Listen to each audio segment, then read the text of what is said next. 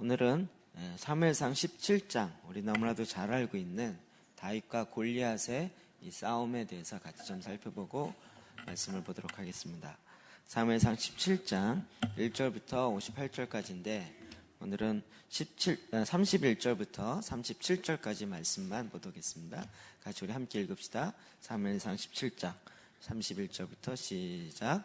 어떤 사람이 다윗이 한 말을 듣고 그것을 사울에게 전하였으므로 사울이 다윗을 부른지라. 다윗이 사울에게 말하되 그로 말미암아 사람이 낙담하지 말 것이라. 주의 종이 가서 저 블레셋 사람과 싸우리이다 하니 사울이 다윗에게 이르되 내가 가서 저 블레셋 사람과 싸울 수 없으리니 너는 소년이요 그는 어려서부터 용사임이니라.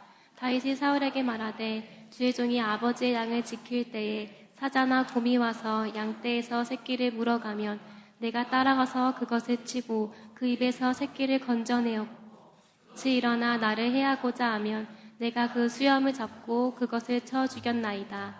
주의 종이 사자와 곰도 쳤은즉 살아계신 하나님의 군대를 모욕한 이 할례받지 않은 블레셋 사람이리이까. 그가 그 짐승의 하나와 같이 되리이다.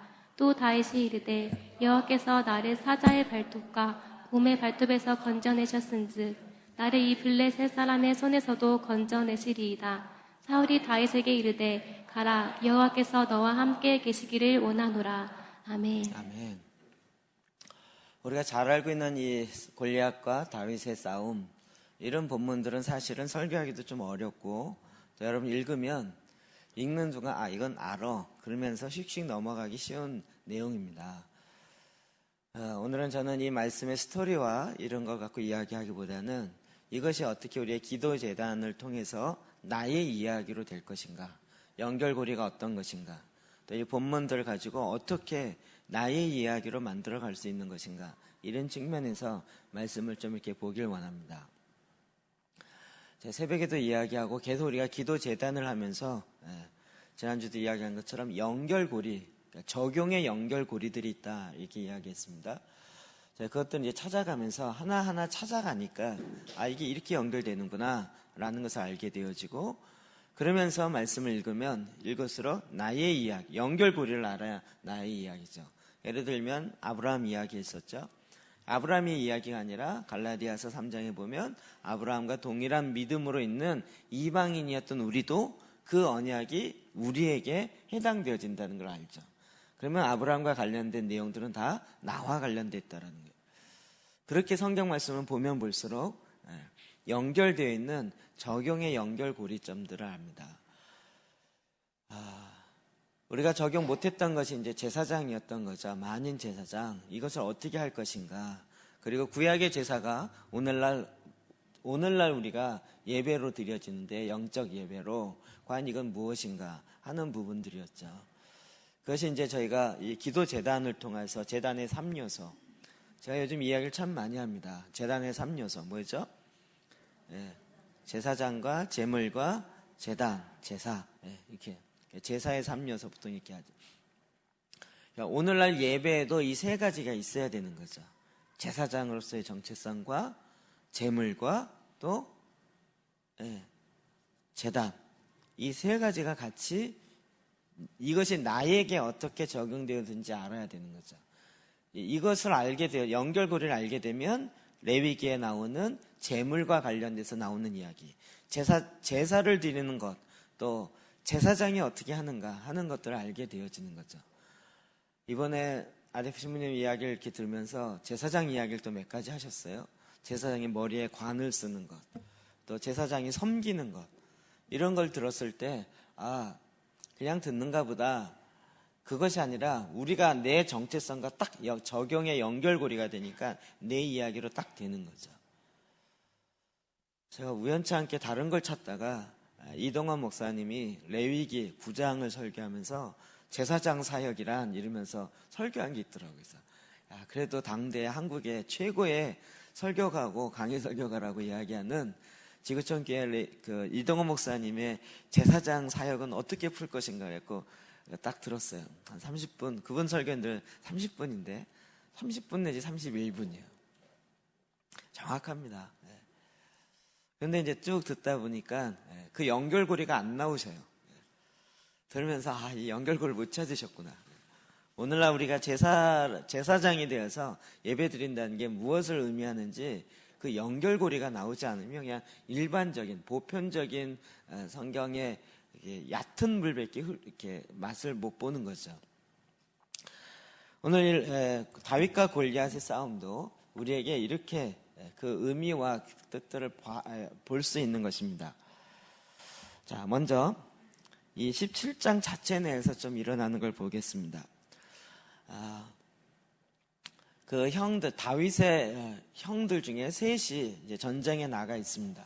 그리고 아버지 이새가 다윗을 통하여서 형의 집에, 그 형들이 전쟁 나가서 어떻게 하는지 먹을 걸 갖다 주라고 심부름을 합니다.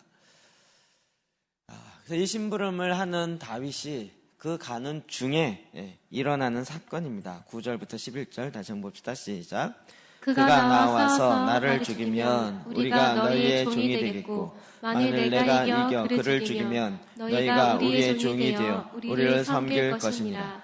그 블레셋 사람이 또 이르되 내가 우리 하나님의 군대를 모욕하였으니 사람을 보내어 나와 더불어 싸우게 하라 한지라. 사울과 온 이스라엘이 블레셋 사람의 이 말을 듣고 놀라 크게 두려워하니라. 아멘. 그 골리앗이 와서 계속 이스라엘 백성, 이스라엘의 군대를 향하여서 하나님을 모욕하면서 계속 시비를 걸었고, 그리고 내기와 비슷하게 너희와 1대1로 나와 싸워서 이기는 자가 결국 이기는 쪽으로 하자 이러면서 계속 전쟁을, 싸움을 돋구는 자로 그 역할을 하고 있었고, 이스라엘 백성들은 40일이나 끔찍 못하고 두려움으로 떨고 있었던 것이죠. 이 이야기를 다윗이 듣습니다.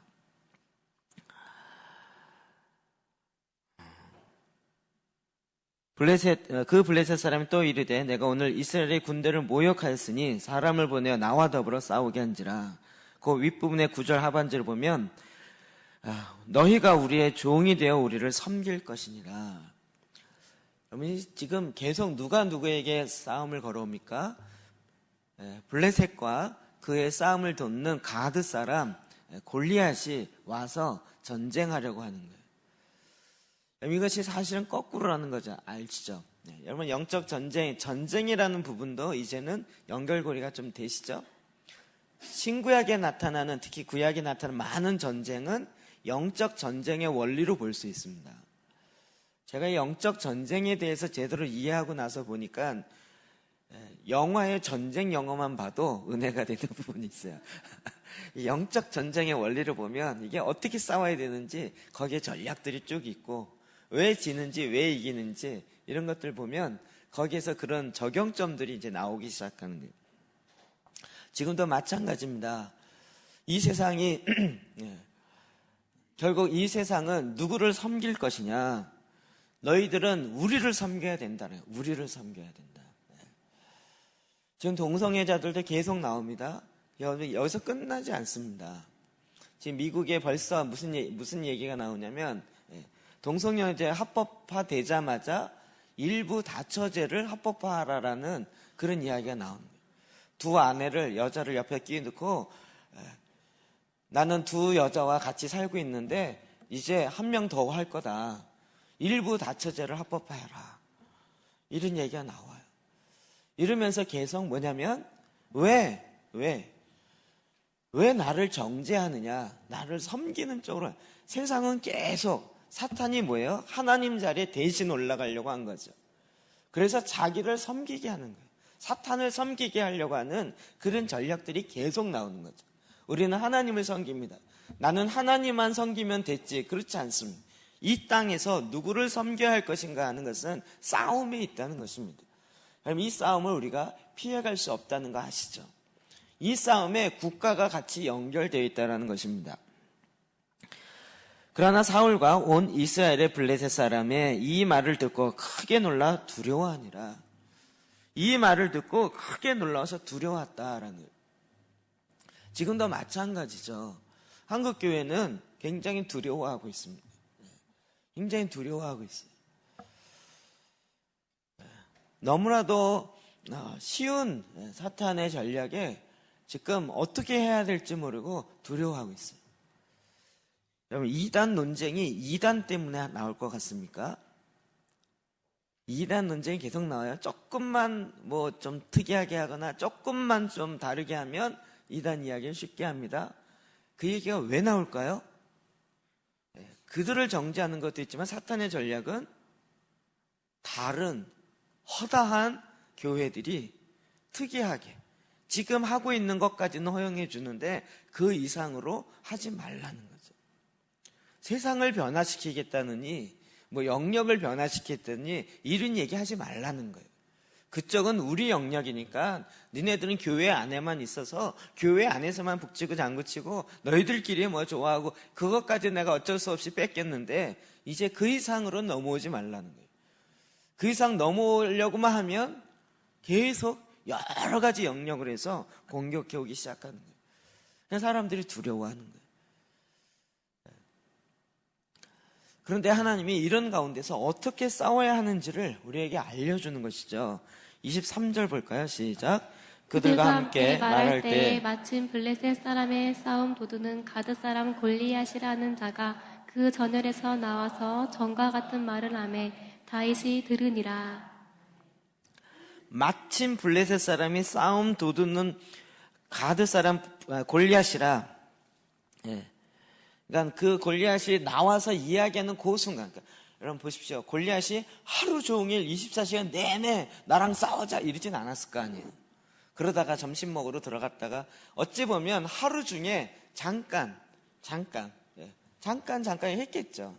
근데 그게 마침 다윗이 그 앞을 도시락을 갖고 지나가는 그 순간에 딱 그 소리를 듣는 거예요. 여러분, 우리가 듣는 많은 이야기들이 그냥 흘려 지나가는 것도 있지만 사실은 하나님께서 우리에게 듣게 만드는 경우가 있어요. 이 세상의 이야기를 듣게 만드는. 나로 하여금 관심을 갖게 하고 나로 하여금 그쪽을 이게 무슨 얘기지 하고 듣게 만드는 거죠. 다윗이 들으니라. 우리가 이 세상의 이야기를 다윗이 듣는 거죠.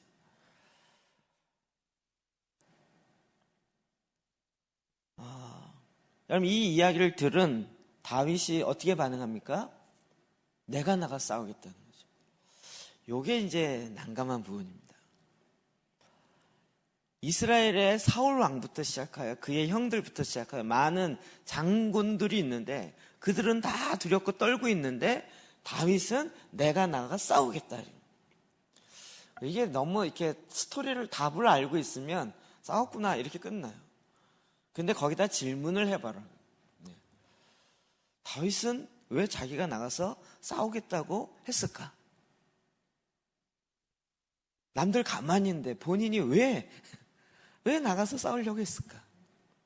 그의 마음에 그냥 지나쳐도 되잖아요. 저건 내가 할 일이 아니야. 저건 사울 왕이 할 일이야. 우리 형들이 할 일이야. 저걸 위해서 군대가 있으니까 군인들이 해야 할 일이야. 어린 내가 할 일이 아니야. 나는 심부름만 하면 돼. 라고 휙 지나갈지 충분히 그래야만 하고 그렇게 하기에도 별 문제가 없잖아요. 굳이 다윗이 이야기를 듣고 하나님 어떤 면에서 하나님이 그에게 듣게 하고 그로 하여금 이룰 수 있냐? 내가 나가 싸우겠다. 라고 말하게 한다는 거예요. 저는 이 본문을 볼 때마다 우리가 쉽게 알고 있는 것처럼 저도 이제 이런 질문들 좀 많이 봤습니다. 내가 나가 싸우겠다 이런 경우들이 종종 있는 거예요. 약간 돈키호테 같은 사람들이 있긴 해요. 내가 나가 싸우겠다는. 근데 이렇게 보면 전혀 준비가 안 돼 있는 사람인데 그런 경우도 있고 어떤 경우는 약간 아리까리한 경우가 있기도 해요. 세상에 이런 이야기를 들으면서 아무도 나가서 싸우려 하지 않고 두려워하고 있는데 그 순간 내가 나가 싸우겠다라고 말할 수 있는 그 다윗의 그 마음에는 뭐가 있을까요? 그냥 우리는 쉽게 생각해서 믿기 때문에 그렇습니다 라고 얘기하기에는 이 본문이 그렇게 쉽게 대답하기는 쉽지 않은 거죠. 그러면 그 믿음이란 무엇일까 하는 거예요. 우리도 지금 마찬가지 상황인데 주위에서 계속 공격해오고 우리로 하여금 종노릇하게 만들려고 하는 이런 일들이 계속 일어나고 있는데, 이때 내가 나가서 싸우겠습니다 라고 할 수 있는 이 믿음은 과연 어디서부터 나올까 하는 것입니다. 26절 읽어볼까요? 시작. 다윗이 곁에 서 있는 사람들에게 말하여 이르되 이 블레셋 사람을 죽여 이스라엘의 치욕을 제거하는 사람에게는 어떠한 대우를 하겠느냐. 이 할례 받지 않은 블레셋 사람이 누구이기에 살아계신 하나님의 군대를 모욕하겠느냐. 어찌 보면 다윗은 상황 파악을 전혀 못하고 있는 어린아이와 같은 생각이에요. 근데 그가 내가 나가서 싸우겠다라고 이야기하는 이유를 가만히 보면, 내가 블레셋 저 골리앗과 싸워 이길 수 있습니다, 이 가능성을 얘기한 게 아니죠. 그의 마음속에 제 표현대로 하면 욱 하고 올라오는 거죠. 뭐죠? 살아계신 하나님의 군대를 모욕하는 거예요. 다윗의 마음에 뭐가 있죠? 하나님을 예배하고 하나님을 경배하는 것이 있는데, 내가 예배하는, 내가 경배하고 내가 사랑하는, 내가 좋아하는 그 하나님을 모독한다는 거예요. 모욕한다는 거예요. 나 여기에 가만히 있을 수 없다는 거예요. 여러분 어떻습니까? 저는 이 존 스토트 목사님의 리더십에 대한 정의를 굉장히 좋아합니다. 이럴 때마다 툭툭 생각나요. 리더십이란 사람에게 영향을 미치는, 우리 좀 더 이렇게 이야기하는데, 그분은 뭐라 그랬냐면, 리더십이란 만족할 수 없는 현실에 대한, 불만족스러운 현실에 대한 문제를 뚫어내고자 하는 마음에서 일어나는 것이다, 이렇게 이야기한 거예요. 여러분, 지금의 현실에 만족하십니까? 지금의 이런 상황 속에 만족이 되시냐? 여기에 만족할 수 없다, 이 문제를 내가 해결하겠다라고 일어나면서 거기서부터 연구하기 시작하고, 그 문제가 원인이 뭐고 해결하기 위해서는 어떤 대안이 있어야 되는지를 나아가기 시작하는 거예요. 이러면서 영향력이 힘이 길러지고 그 준비 과정이 되어진다는 거죠. 그러려면 우리에게 뭐가 있죠? 하나님을 향한 그 마음이 있냐는 거죠. 살아계신 하나님을 모독하고 있는데, 하나님의 군대를 모독하고 있는데, 거기에 대해서 하나님의, 내 죽어도 좋다, 내가 경배하는 이 하나님을 모독하는 걸 난 용납할 수가 없다라고 하는 그 사랑의 마음이 우리 가운데 있냐는 거죠. 이 부분에서 우리가 갖고 있는 내 자신을 돌아보는 것들이 필요한 것이죠. 다윗은 그가 어렸지만 하나님의 이름, 또 하나님의 군대의 이름이 모욕되는 것에 대해서 자기는 도저히 용납이 안 된다라는 그 마음이 있었던 것이죠. 자, 이 일에 대해서 어떻게 사람들이 주위에서 반응하는가 봅시다. 저 이거 보면서요, 똑같다 생각이 들었어요. 똑같다. 28절 볼까요? 시작. 큰형 엘리압이 다윗의 사람들에게 하는 말을 들은지라. 그가 다윗에게 노를 바라여 이르되 내가 어찌하여 이리로 내려왔느냐. 들에 있는 양들은 누구에게 맡겼느냐. 나는 내 교만과 내 마음의 완악함을 아노니 내가 전쟁을 구경하러 왔도다. 큰형 엘리압이 이야기해요. 다윗은 자기가 나가서 싸우겠다는 이 이야기를 형이 들은 거예요. 왼수는 어디에 있다? 이 틀리지가 않아요. 내가 정말 주님의 마음을 갖고 뭔가 하려고 그럴 때 누가 말려요? 절대 멀리 있는 사람 안 말려요. 멀리 있는 사람은 박수 치면서 오 한번 해보라고 이러는데, 누가 말려요? 집안에 있는 사람이 말려요. 말리는 정도가 그 정도가 아니고 뭐라 그래요? 노를 바라면서 어찌하여 이리로 내려왔느냐. 들에 있는 양들을 누구에게 맡겼느냐.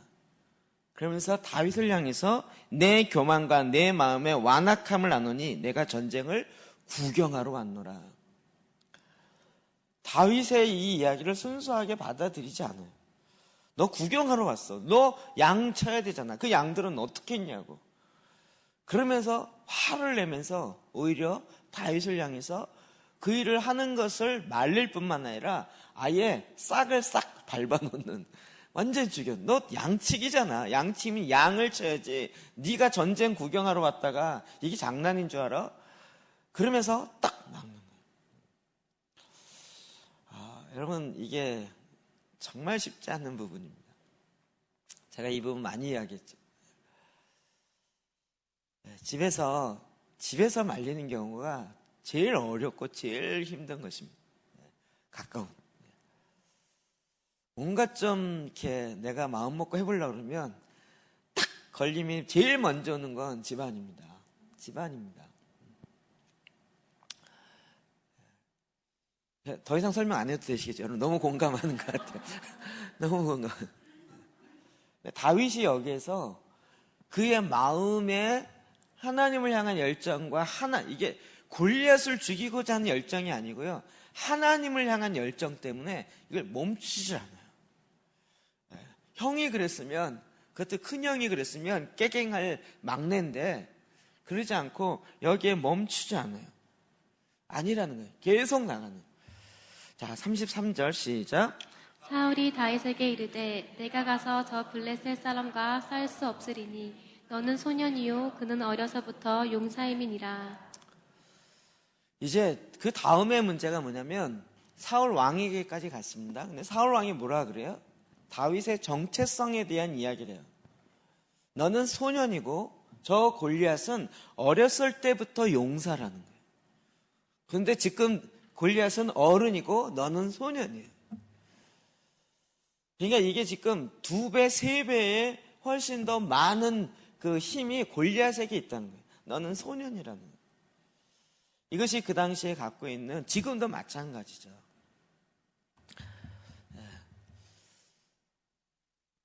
이 소년은 할 수 없다. 어떤 면에서 해서는 안 된다라는 사회적 통념으로 딱 막고 있는 거예요. 너는 이거 하면 안 된다라는. 우리가 쉽게 보기에 우리 얘기도 있잖아요. 어리니까 어린애들 뭘 해. 딱 막는 거예요.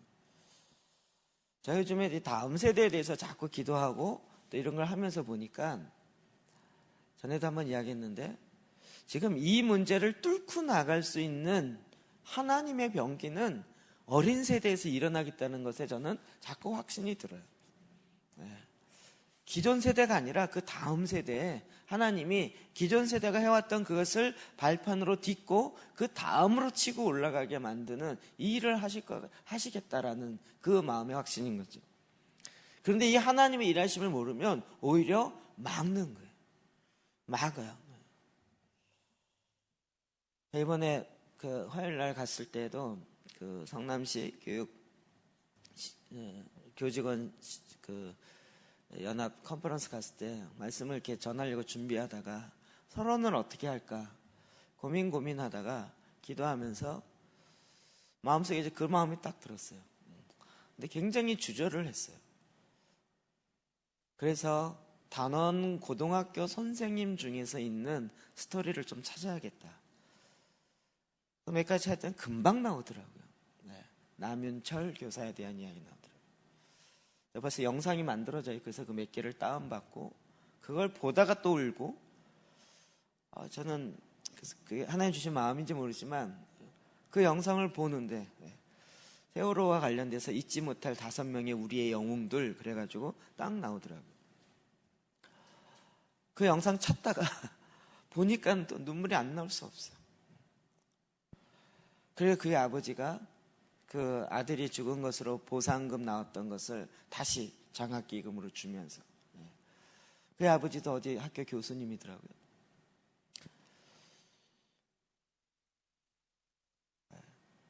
그가 자기 학생들을 구원하기 위해서 자기 학생들을 구출하기 위해서 아직 우리 반 애들이 다 안 나왔던 충분히 살 수 있지만 그래서 10몇 명인가를 구출해내고 그리고도 또 들어갔다가 못 나오는 거예요. 한 아이의 인터뷰가 나요. 자기는 선생님 때문에 살았다. 평생 잊지 못할 거라고. 이게 생명과 관련돼요. 생명. 이 언론이라는 것이 이제는 여러분 언론 잘 안 믿죠. 언론을 성경보다 더 믿으신 분이 너무 많아서 또 인터넷도 성경보다 더 믿으신 분이 너무 많아가지고 언론에서는 늘 누구 책임이냐 어떤 한 방향을 갖고 몰고 가는데요. 그때 자기의 생명을 아끼지 아니하고 오히려 들어가서 구원 다른 사람을 이렇게 구출하다가 죽은 그런 여러 사람들의 이야기가 있어요. 1년이 지났는데 그 후배들이 그 제자들이 그 선생님 묻힌 그 묘소 앞에 와서 참배를 하더라고요. 정말 아픈 이야기지만 그러나 그 뒤에 또 아름다운 이야기들이 묻혀져 있어요. 이게 뭐냐면 생명과 관련된 생명이요. 생명을 구원하기 위해서 자기의 생명을 아끼지 않은. 지금 이 골리앗과 다윗의 싸움은 그냥 한 이야기의 스토리, 무슨 이솝 우화나 무슨 만화와 같은 그것이 아니라 지금 생명과 관련된 거예요. 우리가 그냥 한번 해도 좋고 안 하면 어쩔 수 없고 이런 이야기가 아니라 우리가 이거 구하지 않으면 그냥 죽어버릴 수밖에 없는 그 생명의 기로 앞에 놓여있던 거예요. 오늘 이 말씀 때문에 적용할 수 있는 한 현재적 인물을 찾다가 오늘 아침에 이야기했던 이희돈 장로님의 간증을 찾게 되었어요. 아침에 이야기했던 그 뒷부분, 여러분 조명수 씨는 벌써 우리 밴드에 올렸던데 그 영상 말고 그거는 한국에 와서 분당 우리 교회에서 했던 거고 미국 LA에 있는 동양 선교교회에서 시리즈로 간증한 게 있어요. 풀스크립이에요. 풀로 나와 있더라고요. 9.12 사태 무너지는 그때 자기가 딱 보고 그걸 알았다는 거예요. 그래서 정말 희한하게 미국의 가운데 이 중앙 도로에 이렇게 분리대를 막는 그 방어 벽 있잖아요. 이렇게 높은 한 1m 정도 되는 그게 닫혀져 있는데 마침 가다가 그걸 보고 빼야 되는데요. 그래야 이게 살아나는데요. 근데 마침 이게 쭉 연결돼서 차를 이렇게 밀려있으니까 빼낼 수가 없는데, 그 입구에 공사를 하고 그 공사하는 곳에 기중기를 대기 위해서 10m 정도를 빼가지고 그걸 이렇게 빼놓은 거예요. 그리고 이게 딱, 그 빌딩에서 불이 나니까 소방수가 미리, 야, 불났다. 그러니까 이 길을 정리해야겠다 해서 들어가는 쪽에 도로를 딱 막고 차들이 못 가게 한 거예요. 그때 이 사람이 차를 딱 빼가지고 돌려서 반대쪽으로 이 중앙선 넘어서 일로 확 돌려온 거예요. 이 차들은 지금 세계무역센터를 향해 들어가고 있어요. 쭉쭉쭉 들어가 있어요. 자기는 그 사이 10m 간격으로 돌아서 역주행하면서 막 달려가면서 혼자 살면 안 되겠다 싶어서 창문을 열고 사람들에게 가지 말라고 그러면서 소리를 지르면서 갔는데 아무도 자기 이야기를 듣지 않았다는 거예요. 그때 그리고 나서 딱 하니까요, 자기 말을 들었다면 살았을 텐데요, 그 중에 반 이상이 다 거기에 깔려서 또 먼지로 인해서 죽게 됩니다. 이게 생명과 관련된 거라. 지금 우리 주위에서 일어나고 있는 일들이 그냥 어느 정도 되어지는 게 아니라 생명과 관련된 거예요. 자꾸 이 생명과 관련돼서 우리는 세상에서는 야, 네가 사는 길이 사는 거야 이렇게 이야기해요. 성경 뭐라 그러죠? 너의 생명이 죽어지는 것, 생명이 땅에 떨어져 썩어지는 것에 더 많은 열매를 맺을 거라는 거죠. 우리가 재물이라는 걸 통해서 이 얘기 잘 아시죠? 다윗은 이 상황 속에서 오히려 자기의 생명을 아까워하기보다는 하나님을 향한 사랑, 하나님을 향한 열정으로 이게 일어난다는 거예요. 자, 38절 볼까요? 시작. 이에 사울이 자기 군복을 다윗에게 입히고 노투구를 그의 머리에 씌우고 또 그에게 갑옷을 입히매. 왕이 아이를 보내요. 이건 지난번 제가 얘기했어요. 제가 사울 왕이면 안 보냈어요. 왕이 체면이 있지. 애를 보내면서 싸우라 그러겠냐. 저 같으면 야 그냥 나가지 안 보냈을 것 같아요. 근데 또 사울 왕이 또 이 다윗을 보내요. 이 믿음에서 보내는 것도 아니고 궁여지책이겠죠. 그런데 도와주겠다고 하면서 딱 주는 게 뭐예요? 자기 군복을 다윗에게 입히고 노트구와 그의 머리에 씌우고 또 그에게 갑옷을 입히는 거예요. 자기의 것을 입혀요. 도와주겠다는 의도인지 모르지만 결국 이것은 다윗으로 하여금 잘 움직이지 못하도록 걸림이 되는 거예요. 전 이거 한 절 한 절 볼 때마다 제가 요즘에 이렇게 딱 닥치고 있는 문제들과 너무나도 현장에 있으니까 이게 딱딱 오는 거죠. 많은 사람이 도와주겠다 그러고 와요. 그래서 이렇게 하면 되고 저렇게 하면 좋고 나름대로 대안을 막 줘요. 근데 그 대안이 아닌 경우가 허다해요. 제가 금요일날도 이야기했지만 목요일날 부산 내려가서 회의를 했어요. 이분들이 막 뜨거워져 갖고요. 지금 열심히 기도진을 하면서 이미 조장들이 자체내서 했고 막 이 분위기면 부산은 한 100명 정도도 하겠어요. 9월 달에. 막 너무 준비를 철저히 하고 있고 열심히 하면서 막 엄청나게 연구하고 있고. 근데 어느 사람이 툭 이야기하는 거예요. 전단지를 만들면 어떨까요? 전단지를 한 장, 10,000장 정도 만들어서 광고 겸으로 뿌리면 어떨까요? 여러분, 이게 되어지지 않아요. 그게 좋은 것 같지만요, 전단지 효과 하나도 없어요. 돈은 돈대로 들고, 힘은 힘대로 빠지고, 결국은 사람은 안 오고. 아무 효과가 없어요. 근데 뭔가 하고 있다라는 자기 만족이에요. 제가 보기엔 딱 그래요. 그 사람들이 안을 내요. 이 사람은 어떨까요? 저러면 어떨까요? 라고 얘기하는데 그게 다 사울의 갑옷이에요. 전쟁할 때 도움이 되는 것 같은데 실제로는 나를 옥죄어서 오히려 못 움직이게 만들어요. 이 세상에 있는 방법들이요, 하나님의 일을 이루어가는 것에 별로 도움이 안 되는 것들이 숱하게 많아요. 그래서 제가 딱 까놓고 그 이야기를 했어요.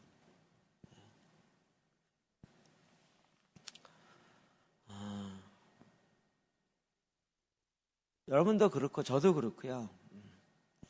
저도 이제 이렇게 하다 보니까 조금씩 감이 오는데 이제는 감이 많이 왔죠.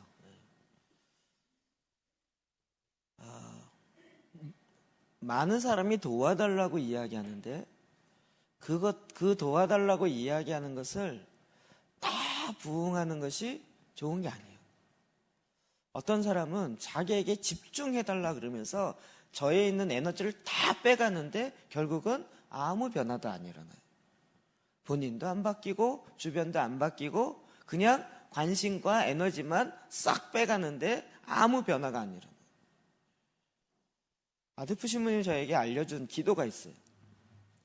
하나님이 보낸 사람을 만나도록 해주시고 사단이 보낸 사람을 하나님 걷어주십시오 라고 기도하라고 이야기하시더라고요. 근데 그 얘기를 듣는 순간 제 마음이 확 와요. 여러분 또 엉뚱한 생각하지 마세요. 나는 하나님이 사단이 보낸 사람인가? 이쪽 측인가? 저쪽 측인가? 이따위 엉뚱한 생각하지 마세요. 이거가 사탄의 이야기입니다. 제가 이 일을 하다 보니까 주변에 이거 도와달라 저거 달라 해서 굉장히 많이 와요. 그런데 가세요. 막 정말 온 힘을 쏟아서 다 해도 결국은 자기 교회 프로그램으로 딱 좋은 거 다 빼가는데 저는 또 다 줘버리는데 결국은 자기의 소유고 자기를 위한 캐리어로 딱 챙기고 끝인 경우예요. 사람들이요, 이게 자기 중심성에 쏙 빠져있는 사람, 자기 생각, 자기만의 나라에 빠져있는 사람에게는 뭘 줘도 자기화예요. 좋은 얘기가 아니고요. 뭘 가져가도 다 내 걸로. 그래서 그냥 자기 창고에 딱 쌓아놓는데 결국 하나님의 나라와 하나님 원하시는 쪽으로 그게 흘러가지를 않아요. 그럼 거기에 쓰는 에너지가 엄청 빠져요. 그러면 도움을 준다 그래서 그 도움을 다 받을 게 아니에요. 이 얘기도 이제 무슨 얘기인지 아시겠죠? 어떤 사람은 기도를 막 배우고 싶대요. 기도를 알려달래요. 그러면서 막 이렇게 하는데요. 사실 그 사람은 기도를 배울 게 아니에요. 자기가 너무 급해서 뭐랄까 이게 물에 빠진 사람이 지푸라기 잡는 심정으로 뭐라도 하자는 거예요. 근데 그거 딱 잡히면요 절대 안 나요. 그리고 나 살려달라는 거예요. 나중에 살려주면 내 짐은 어디 있냐고 내 짐 훔쳐갔다 그러면서 오히려 물 빠진 사람 구해줬더니 자기 짐 이렇게 누명 씌운 것과 비슷한 상황이 됩니다. 어제도 제가 전화 받고 문자가 오고요. 자기 나름대로 기도를 많이 하는 사람인데 말씀 기도를 통해서 새로운 걸 배웠다고요. 제사장 기도는 어떻게 해야 되는지 문자로 좀 찍어주세요 그러더라고요.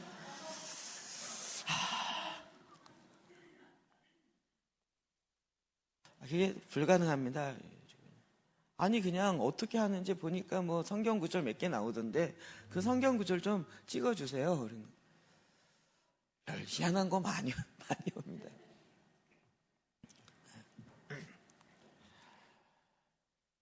머리에 나에게 도움이 되는 것 같지만 도움이 안 되는 거예요.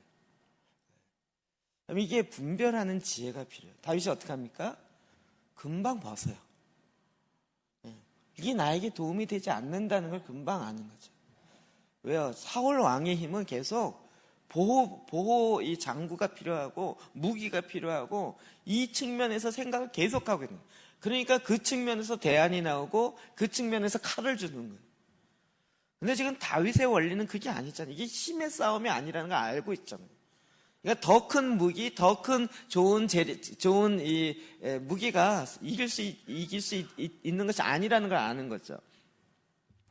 43절 볼까요? 시작. 블레셋 사람이 다윗에게 이르되 내가 나를 괴로 여기고 막대기를 가지고 내게 나와왔느냐 하고 그의 신들의 이름으로 다윗을 저주하고. 아멘. 이제 싸움이 맞닥뜨려 싸웁니다. 싸움할 때요 계속 우리에게 요구된 건 우리를 향한 저주예요. 너 그렇게 하다가 잘 되나 봐라. 저주.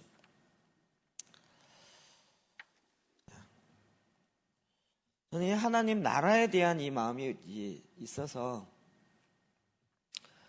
제 마음속에는 원래부터 이게 딱 정리가 됐었어요. 한스킹의 하나님의 나라와 교회, 한스킹의 교회라는 책이 교회론에 있어서 굉장히 중요한 책이 하나인데 그분은 캐톨릭 있다가 이렇게 넘어오신 분이에요. 그분 책 보면서 뒷분 한 챕터가 교회와 하나님 나라라는 한 챕터가 있는데 교회는 하나님 나라보다 크지 않습니다. 하나님 나라의 일을 하는 작은 기관 중에 하나가 교회입니다.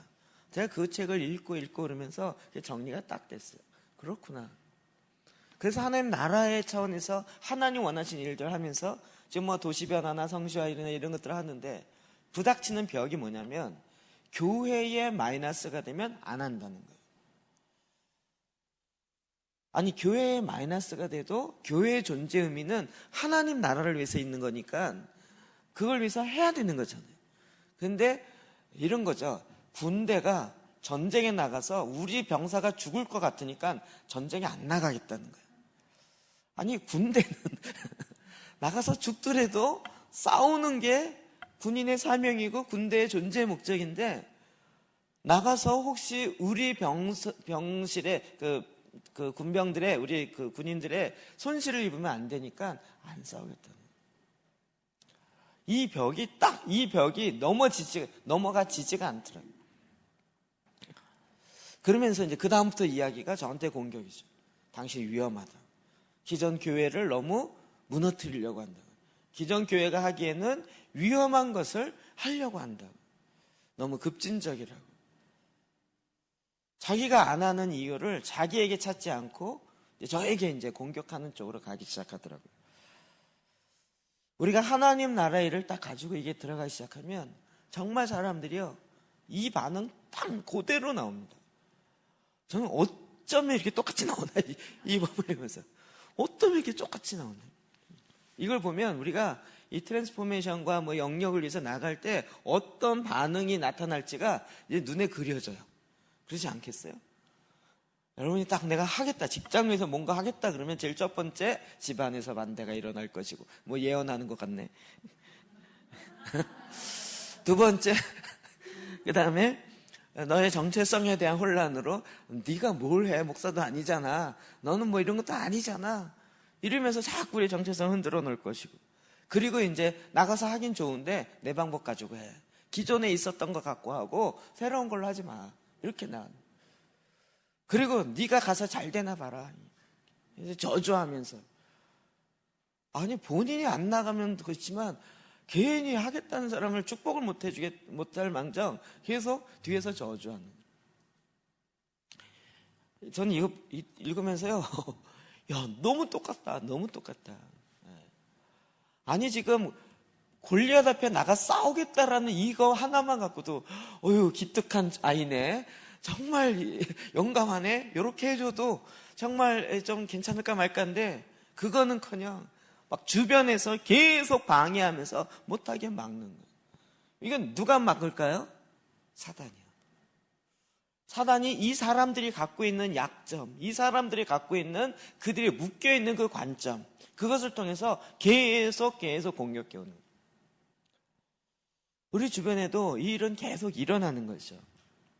자, 이에 대해서 다윗이 극복합니다. 34절, 36절 봅시다. 시작.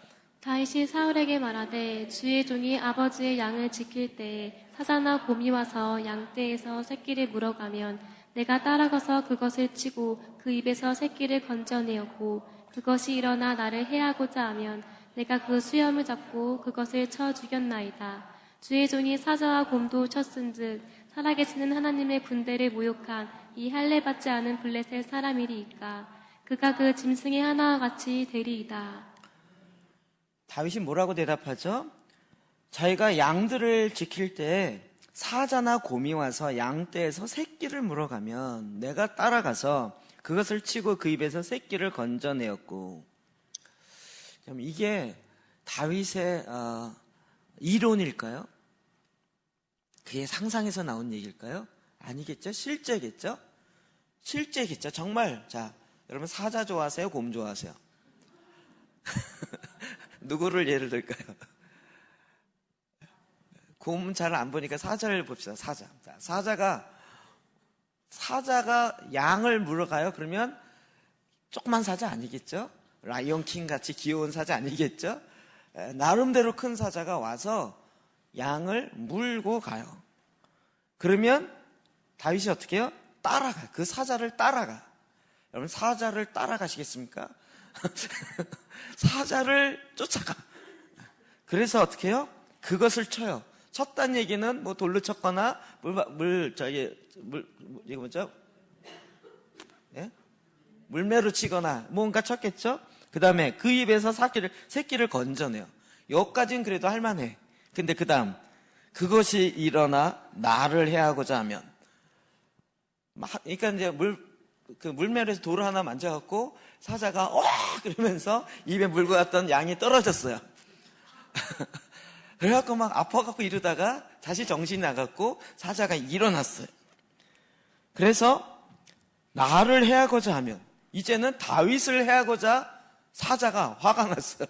다윗을 해하고자라고 다윗에게 달려붙었어요. 그랬더니 어떻게 해요? 내가 그 수염을 잡고 그것을 달리에 올리는 사자의 수염을 잡았어요.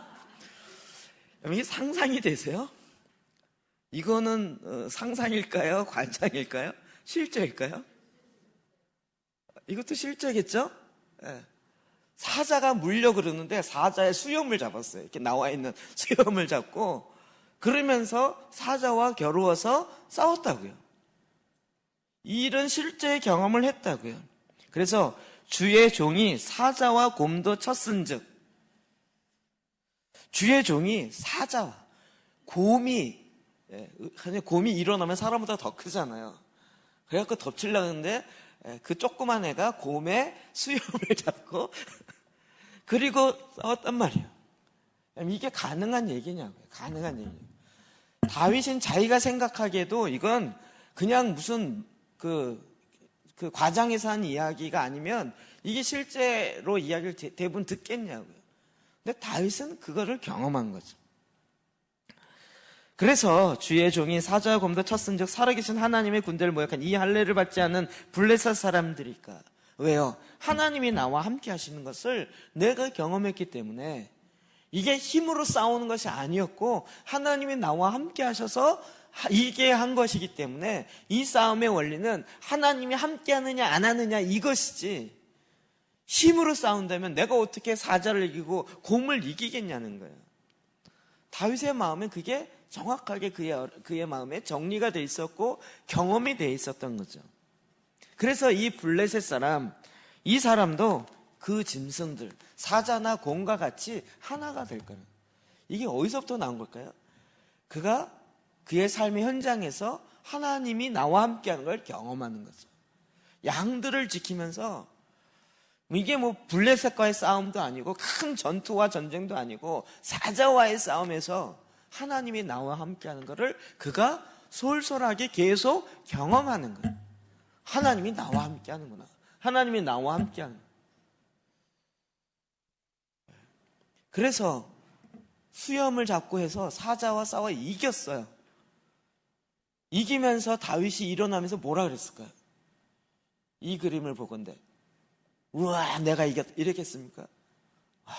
숨을 쉬면서 정말 죽을 뻔했는데 와 간이 콩하면지고 정말 내가 그 사자 입속에 내 머리가 들어갈 뻔했는데 하나님이 도와주셨어. 내가 살고 이겼다는, 하나님께 감사했겠죠. 하나님을 찬양했겠죠. 그가 그의 삶의 현장에서 계속 이것이 경험되었다고요. 그래서 40절 시작. 손에 막대기를 가지고 시내에서 매끄러운 돌 5을 골라서 자기 목자에 재고 곧 주머니에 넣고 손에 물매를 가지고 블레셋 사람에게로 나아가니라. 아멘. 그가 자기가 늘 할 수 있는 물매를 물매를 가지고 돌 5개 해서 가지고 나가는 거예요. 그럼 이게 무슨 싸움이라고요? 하나님이 함께하는 거야, 싸움이라고. 그러니까 뭘 가지고 나가느냐가 중요한 게 아니라는 거예요. 칼을 갖고 나가냐, 물매를 갖고 나가냐의 싸움이 아니라고요. 그러니까 오히려 자기가 늘 사용하던 것을 하나님이 함께 하심으로 그것으로 이긴다는 거죠. 여러분, 이게 오병이어의 기적하고도 비슷하지 않습니까? 하나님이 어린 아이의 도시락을 가지고 그게 하나님께 드려졌더니 하나님이 그것을 사용하셔서 5,000명 넘게 먹이시고 12광줄이나 남게 하세요. 지금도 마찬가지라는 거예요.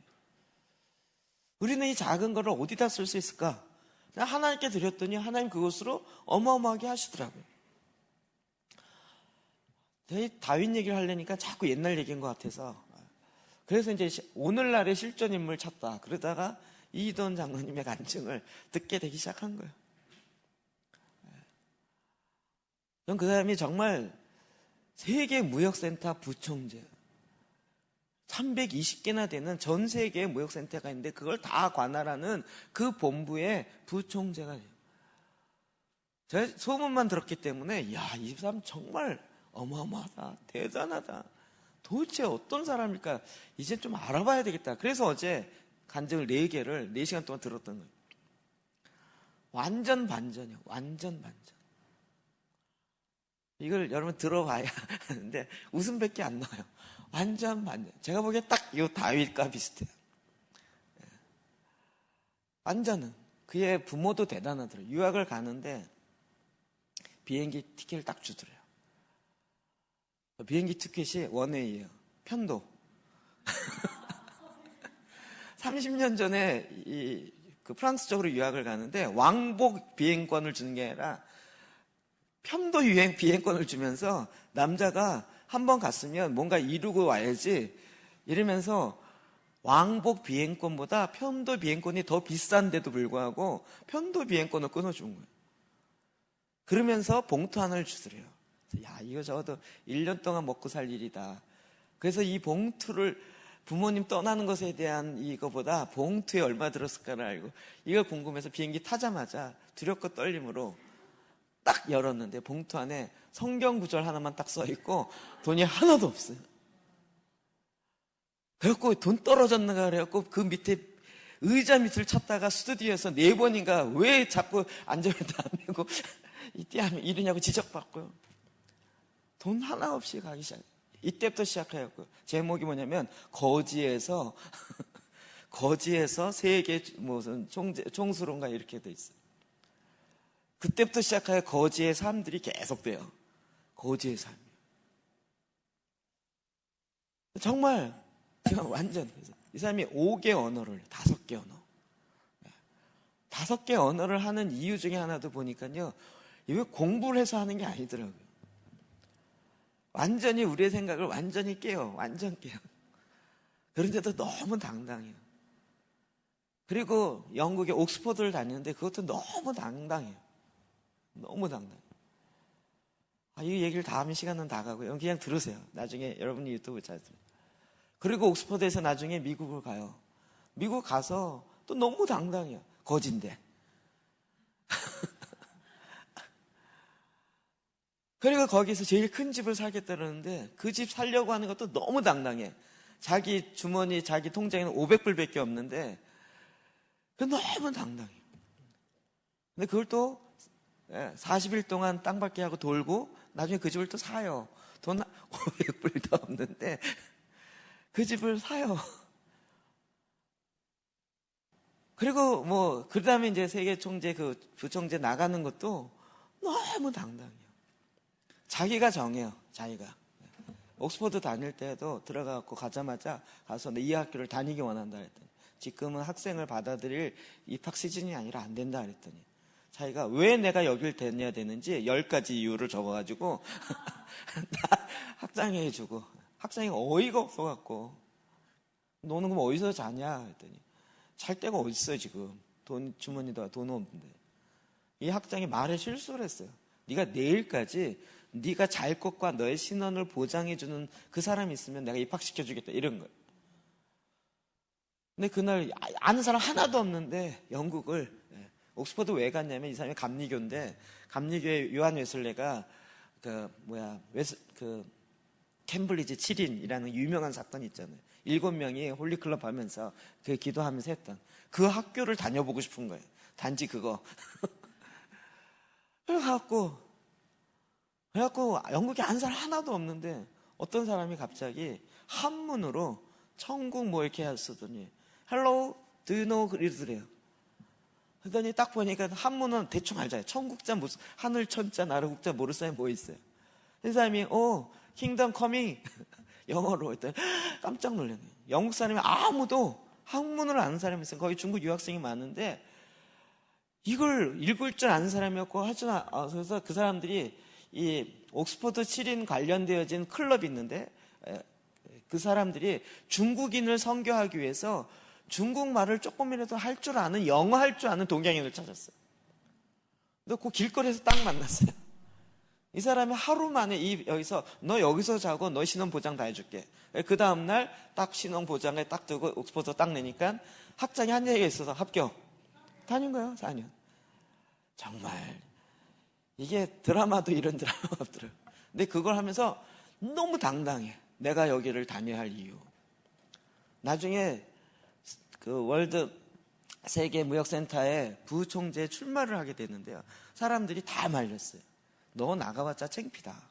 너 나가면 한 표 나올 텐데 네가 찍는 한 표 나올 거다. 주실 사람 다 알아요. 이 사람이 너무 자기 자신에 당당하기 때문에 자기가 자기 찍을 거라는 거 알고 단 한 표 나올 거다. 이게 무슨 망신이냐 해서 자기 위에 상사도 출마하겠다는 얘기를 절대 안 받아줘. 그런데 본인도 생각하기 어이가 없는 얘기. 그런데 하나님께 기도하는데 누가 왕이냐? 누가 주냐? 하나님이죠. 내가 원하면 하는 거예요. 이제 정신이 깜짝했어요. 그래서 또 자기가 세계 무역센터의 부총재에 출마해야 될 10가지 이유. 말도 안 되는. 그리고 이걸 미리 이 상사에게 보내면 상사가 말도 안 돼서 저희 쓰레기통에 버릴 것 같으니까 그 총회하기 이틀 전에 싹 보낸 거예요. 모른 척하고 회의에 딱 들어가는 거예요. 그 여짜여짜였고 이 사람이 세계 무역센터 생긴 이래로 40년 만에 처음으로 만장일치로 부총장이 돼요. 부총자가 돼요. 그리고 그게 제 연임이 되고 이제 어쩌면 총재가 될 가능성이 있어요. 제가 그런데요, 이 사람이요 정말 영어가 안 되고요, 학벌이 안 돼요. 너무 안 되는 제 웃음 이게 시간은 없고, 이 사람이 안 되는 조건이에요. 다 안 되는 조건이에요. 영어도 잘 못하고 언어도 잘 못하고 제대로 배운 것도 없고, 근데 오직 하나님이 나와 함께 한다는 것 외에는 없어요. 그래서 자기의 배짱은 오직 이 세상에 그 어떤 것보다도 가장 높으신 하나님이, 내가 그 하나님을 섬기기 때문에 그 하나님이 나와 함께 하심으로 하나님이 하시라 그러면 된다 무조건. 이거 약간 무대포 신앙 같은데, 그러면서도 거기에 용기가 들어가고 거기에 하나님 원하시는 것 앞에 정말 온전한 하나님께 드려지는 헌신이 되어지고, 정말 이 시대에 다윗 같은 사람이구나라는 느낌이 정말 딱딱 들더라고요. 45절 볼까요? 시작. 다윗이 블레셋 사람에게 이르되 너는 칼과 창과 단창으로 내게 나아오거니와 나는 만군의 여호와의 이름 곧 내가 모욕하는 이스라엘 군대의 하나님의 이름으로 내게 나아가노라. 아멘. 너는 칼과 창과 단창으로 내게 오거니와 나는 만군의 여호와의 이름 내가 모독하는 이스라엘 군대의 하나님으로 내가 나아가노라. 지금도 이 싸움이라는 거예요. 지금도. 오히려 하나님은 이렇게 하나님의 이름으로 나아가는 사람들, 하나님 이런 자들에게 도우시려고 하나님은 얼마든지 준비하고 계시는 거죠. 결국 이 싸움이 그때나 지금이나 하나님이 함께 하시는. 제가 이걸 준비하다 그렇구나. 지금 마지막 때에 뉴 월드가 돼갖고 전 세계를 하나의 정부로 이미 오바마부터 시작해서 공경연합 이야기하기 시작했죠. 이미 정계에 다 관계돼 있어요. 우리나라 대통령은 소속 안 돼 있을 것 같으세요? 다 되어 있어요. 야당이나 여당이나 다 들어가 있고요. 그래서 이제 만들어가요. 그리고 어느 시점이 되면 이제 그게 올해 9월이 될지 아니면 더 다음이 될지 모르지만 이미 덴마크에서는 돈 없는, 그래서 크레딧 신용 그 카드만 가지고도 생활을 하게 하는 그런 법을 만들면서 이제 한번 테스트를 하고 있어요. 정말 성경에 기록된 대로 흘러가고 있어요. 그래서 어느 시점이 딱 되면 이제 이 표를 받지 아니하면 경제 활동을 못하게 하는 시스템을 만드는 작업이 일어나겠죠. 제가 그걸 왜 믿냐면 성경에 있기 때문에 믿어요. 그들이 하기 때문에 믿는 게 아니라 성경에 그렇게 일어날 거라고 했으니까 안 일어난다 할지라도 저는 그렇게 일어날 거를 믿어요. 성경이 나오니까. 지금 베리칩이 666이 아니야, 이건 논할 때가 아니라니까요. 딱 이 짐승의 표가 이거다라고 딱 알려주고 딱 선언되어진 그 시점이 올 거라는 거예요. 그때 되면 우리 모두가 다 그걸 알게 돼요. 이건 짐승의 표라구나. 나도 모르게 했는데 나중에 알고 봤더니 짐승의 표네, 이렇게 되는 게 아니고, 그래도 자, 하나님 편에서 보세요. 온 세상을 다 만드셨어요. 온 세상을 다 유지하고 계세요. 근데 마지막 때에 이 사탄이 이렇게 일할 거라는 걸 하나님 이미 다 아세요. 그래서 이때 어떻게 해야 되는지를 우리에게 다 알려주셨어요. 그래서 하나님 편에서 뭘 볼까요?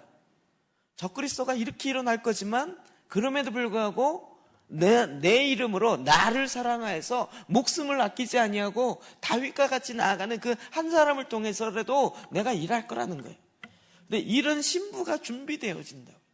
주님 임하십시오, 나에게 임하십시오라고. 내가 목숨을 아끼지 않겠습니다. 내가 죽는다면 나는 순교함으로 더 좋습니다. 이러면서 나아가는 세대가 일어난다고요. 그러니 이 세상이 그 누구도 감당치 못하는 거죠. 그걸 미리 우리에게 알려준 거예요.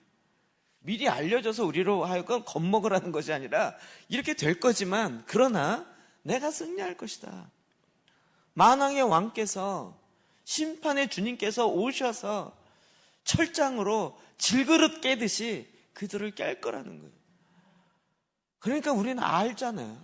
이 세상이 아무리 어렵고 아무리 힘들어져도 주님이 오셔서 이게 이제는 하나님이 나와 함께 하시느냐. 결국 이 싸움인 거죠. 이걸 왜 못 일으키겠냐. 이 믿음의 싸움이라는 거예요. 그래서 주님이 마지막 때에 내가 믿음을 보겠느냐라고 이야기하는 거예요. 그러니까 지금 다윗이 골리앗과 나아갔던 것은 바로 이런 부분이죠. 자, 이렇게 보니까 이게 좀 알겠어요. 이제 조금 알겠어요. 우리는 자꾸 이런 국가적인 일을 하면 큰 교회 목사님이 찾이는데, 죄송한데 큰 교회 목사님 못해요. 이름 내세우는 데는 정말 좋아하지만 이 큰 일을 하기에는 쉽지가 않아요. 물론 다 같이 해야 돼요. 그런데 목숨 걸고 딱 나가려고 할 수 있는 사람은 하나님의 이 마음을 받은 사람이에요. 인원이 적고 많고의 문제가 아니고 하나님이 원하시고 하나님의 이름이 모독받는 것, 하나님의 이름이 높임을 받으셔야 되는데 하나님의 이름이 땅에 떨어진 걸 내가 용납할 수가 없다. 이러면서 그 하나님에 대한 사랑과 열정으로 나아가는 그 사람을 통하여 하나님이 그와 함께 하신 걸 보인다는 거죠. 그를 통하여 나타내신다는 거예요. 이 이희돈 장로님이요, 아침에 얘기했지만 딱 세계 월드 그 무역센터에 딱 가면 제일 먼저 가는 게 기도하는 거예요. 2시간을 기도해요. 너무 바쁜 사람인데 매일 2시간 기도하는 걸 포기하잖아요.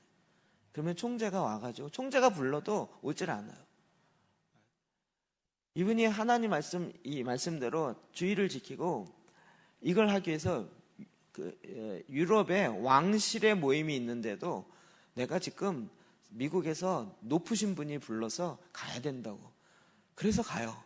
이쪽에서는 저 대통령이 부르나 보다 이러고 그냥 허락해 주는데, 높으신 분이 누구예요? 하나님이요.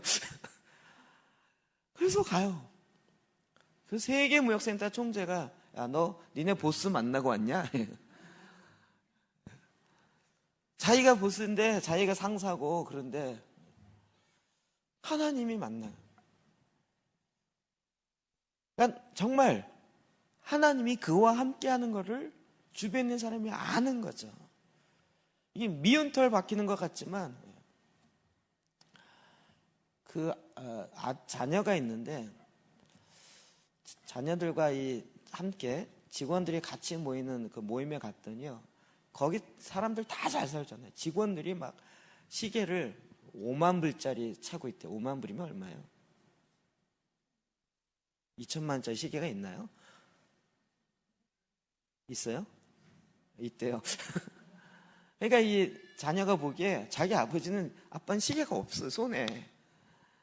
근데 자기 아빠 밑에 있는 부하들은 이 5만 불짜리 이런 시계를 차고 있는 거예요. 5천 불인지 5만 불인지. 그러니까 이 아들이 막 마음이 상해가지고, 우리 아빠는 왜 시계도 없고. 이걸 딱 알고 아빠가 불렀어요. 그리고 그 직장에서 불렀어요. 그리고 그 5만 불짜리 차고 있는 자기 부하 직원들 불렀어요. 오니까 다 90도씩 절하면서. 돈이 많이 갖고 있느냐 안 갖고 있는 문제가 아닌 거예요. 이분이 훨씬 더 많은 것들을 다루고 있지만 그걸 다 하나님의 통로로 싹 쓰는 거예요. 그걸 내가 내 손에 갖고 있느냐가 중요한 게 아니라 이것이 하나님 앞에 어떻게 쓰여졌느냐가 중요한 거예요. 내 손에 차고 있는데 쓰여지진 않아요. 근데 내 손에 없는데 하나님 앞에 어마어마하게 쓰여지고 있어요. 어제는 잠깐 이야기했던 LA에 집 사는 문제. 500불밖에 없는데요, 어마어마한 집을 너무 탐나가지고요, 돌기 시작해서 40일 동안. 그리고 그 옆집 가서, 그랬더니 40일째 때 불이 꺼져 있더래요. 너무 궁금해서 아무도 없고 옆집에 가서 물어봤더니 부부 싸움을 해갖고 이혼하게 됐대요. 그래서 이제 딱 가보니까, 그래서 그 집을 내놓게 된 거예요. 내놓게 됐는데, 그러면서 보니까 어느 은행이 그 집을 담보로 갖고 있는 거예요. 그래서 그 은행에 전화해서 그 집 이제 담보로 나갈 거죠? 내가 사기 원한다. 그랬더니 깜짝 놀라는 거야. 아무도 안 알려줘. 그래갖고 그 사람과 담판하기 시작하는데 기가 막히게 하나님이 일하셔가지고 이 스토리는 다 얘기할 수 없어요. 그래서 이 은행 직원이 이 집을 담보로 해서 4분의 1 가구로 딱 깎아서 사는데요. 그 4분의 1 가격도 뭘로 하냐면 그 집이 그렇게 좋다며 그러면 너희 은행이 그 집을 담보로 해서 은행 융자를 받아갖고 너희 은행이 4분의 1 내. 뭔 얘기인지 아세요? 소유는 자기가 하고 그래도 이게 집이 그러니까 이 사람이 어쩔 수 없이 다 해줘요. 그래서 자기 돈 하나도 안 들이고 집을 가장 싼 가격에 4분의 1로 딱 사요. 막 집 앞에 풀장 있고 풀장 앞에 분수가 나오고 그래서 거기서 막 세일 주고 막 너무 좋았다 그러더라고요. 그 집이요. 그때부터 시작하고 올라가기 시작, 집 가격이.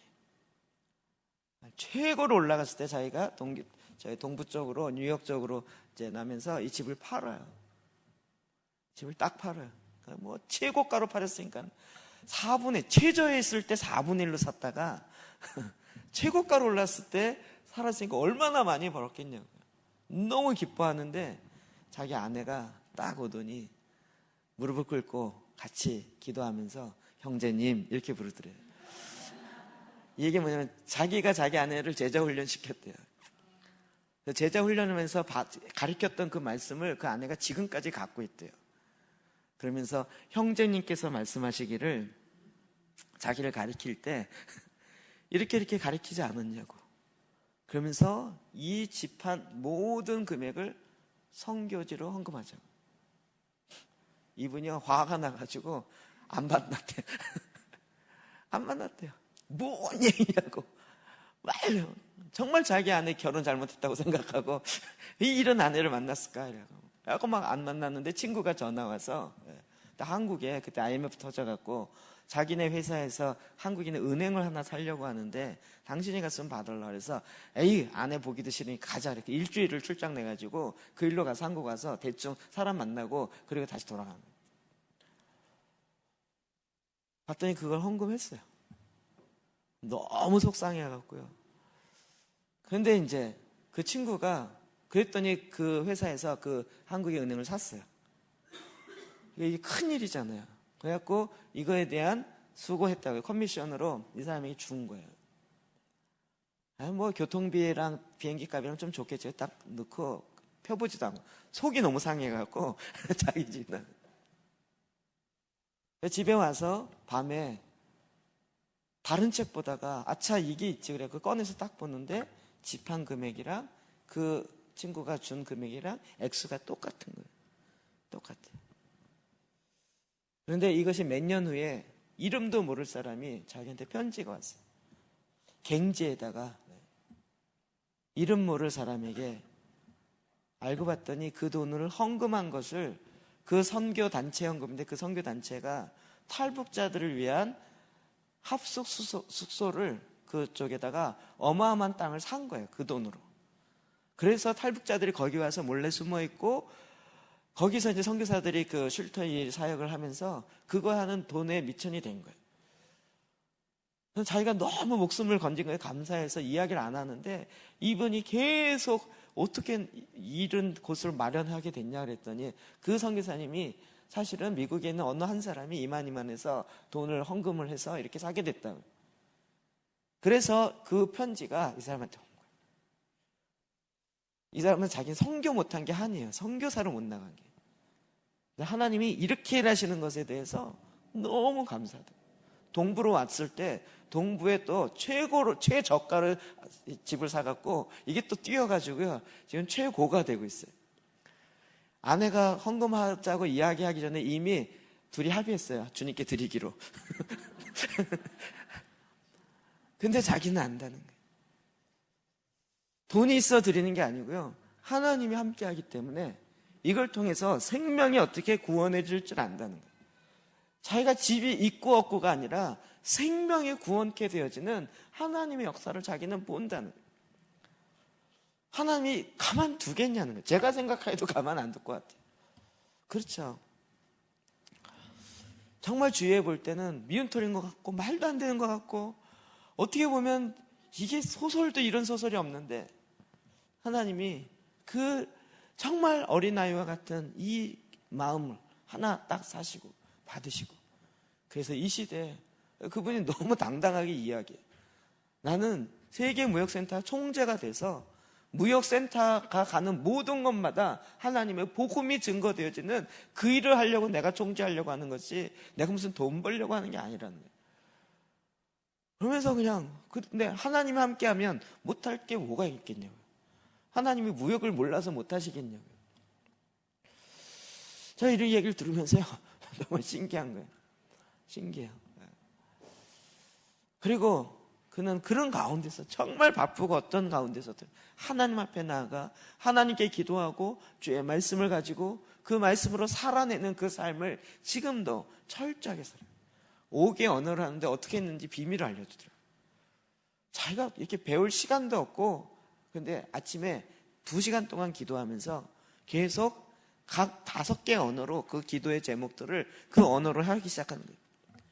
여러분 언어 해보시면 알겠지만 매일 반복해서 그걸 하면 언어가 붙죠.